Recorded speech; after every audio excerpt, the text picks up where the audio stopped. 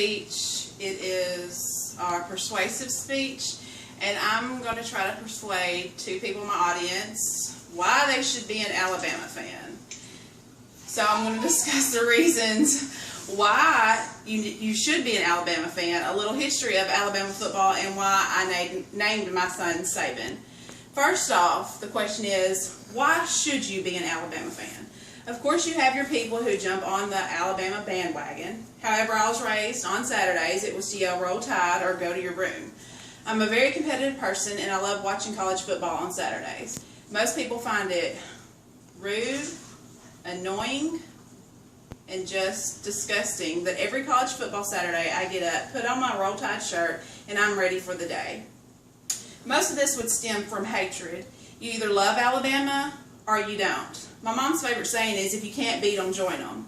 I get a thrill out of people who make the negative comments about Alabama football. What do I say? Roll Tide, of course.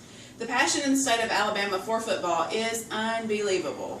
I thought Go Big Orange people were crazy. Once I realized that the thrill that the state of Alabama gets out of football Saturday, I realized I had the right team to cheer for.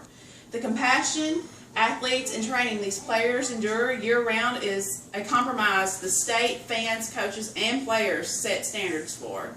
When you drive through the state of Alabama, you'll see neighbors, brothers, sisters, husbands, and wives have a house divided. You're either a War Eagle fan or you yell Roll Tide. And most of the time, War Eagle fans do have a heartbreak. The same for all Alabama fans. Some places play football. At Alabama, we live it. Second, today, I'm going to give you a little history on the Alabama football team. Alabama is the most decorated NCAA football team. Since 1892, the team recognizes 15 national championships. From 1958 to 1982, the team was led by the famous houndstooth hat-wearing Paul Bear Bryant. Coach Bryant made a statement with Alabama football, setting the standards to have the best NCAA football as we know it today. I bet you didn't know, but after this, you'll know. Coach Bryant, he left college and he coached for our very own Union University in Jackson. Coach Bryant had a resume similar to our Coach Saban now. He had many colleges under his belt.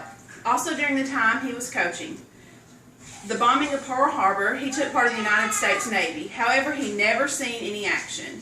His ship was hit by an oil tanker and was prompted to be abandoned. He refused and saved many lives. The motivation led him to do profound things at University of Alabama. There were other many great coaches that Alabama had. However, filling the shoes of Coach Bear Bryant were hard to fill. 25 years at Alabama, 6 national championships, 13 conference championships, and the record of wins, 323. Most wins as a head coach in college history. Roll Tide, roll, right? The rally chant, the chant that can be used as a greeting departure or just to smooth rough ties.